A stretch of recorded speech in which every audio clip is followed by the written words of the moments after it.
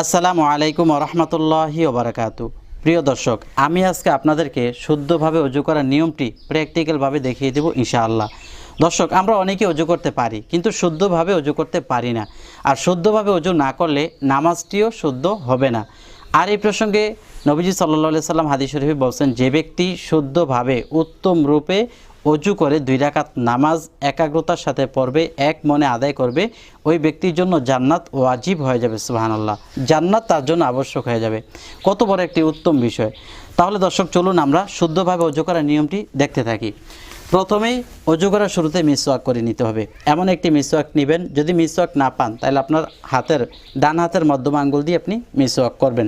তবে মিসওয়াক করার আলাদা একটি বৈশিষ্ট্য রয়েছে, তা হলো নবীজি সাল্লাল্লাহু আলাইহি সাল্লাম বলছেন, যে ব্যক্তি মিসওয়াক করে নামাজ পড়বে ওই ব্যক্তির ওই নামাজটা মিসওয়াক ব্যতীত নামাজের তুলনায় 70 গুণ বেশি সওয়াব হবে। সুবহানাল্লাহ। দর্শক, এই জন্য আমরা মিসওয়াক করবই করব, আর মিসওয়াক করলে আল্লাহ পাক ওই ব্যক্তির উপর সন্তুষ্ট হয়ে যান। প্রথমেই মিসওয়াকের মাথাটা একটু ধুয়ে নিতে হবে, কেননা মিসওয়াকের মাথায় অনেক সময় ময়লা থাকে।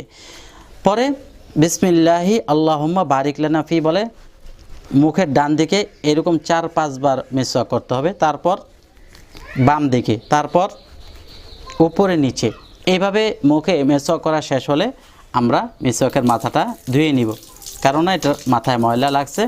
ধুয়ে মিসওয়াকটি রাখার সময় একটি জিনিস লক্ষ্য রাখতে হবে, আর সেটি হলো যে মিসওয়াক শুয়ে রাখবো না, মিসওয়াকটি দাঁড় করে রাখবো। কেননা নবীজি সাল্লাল্লাহু আলাইহি সাল্লাম বলছেন, যে ব্যক্তি পাগল হতে চায় সেজন্য মিসওয়াকটি শুয়ে রাখে।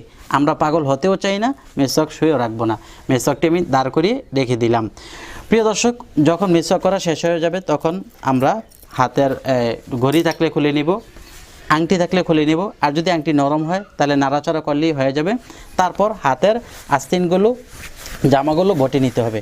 দর্শক, অজুর যে সুন্নতগুলো আছে এই সুন্নতগুলো আমি অজুর ফাঁকে ফাঁকে বলে দিব।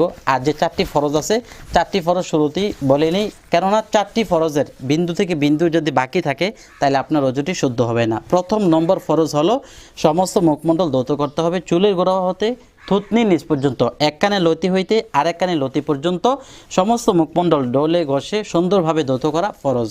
দ্বিতীয় ফরজ হলো 2 হাতের কনি পর্যন্ত ধৌত করা ফরজ। তৃতীয় হলো 4 ভাগের মাথার 4 ভাগের 1 ভাগ মাসে করা। 4 নম্বর হলো 2 পায়ের টাকনু পর্যন্ত ধৌত করা ফরজ। তাহলে চলুন আমরা এখন শুরু করি। প্রথমেই 2 হাতের কবজি পর্যন্ত ধৌত করা সুন্নত, 2 হাতের কবজি পর্যন্ত ধৌত করব অজুর দোয়া পড়ে। নবীজি সাল্লাল্লাহু আলাইহি সাল্লাম বলছেন, যে ব্যক্তি অজু শুরু করবে সে যেন বিসমিল্লাহ বলে অজু শুরু করে, বিসমিল্লাহির রহমানির রহিম। এভাবে আমি কল বন্ধ করে আমি ভালোভাবে 2 হাতের কবজি পর্যন্ত ধৌত করে নেব। হাতের তালুতে অনেক সময় ময়লা থাকে, এই জন্য হাত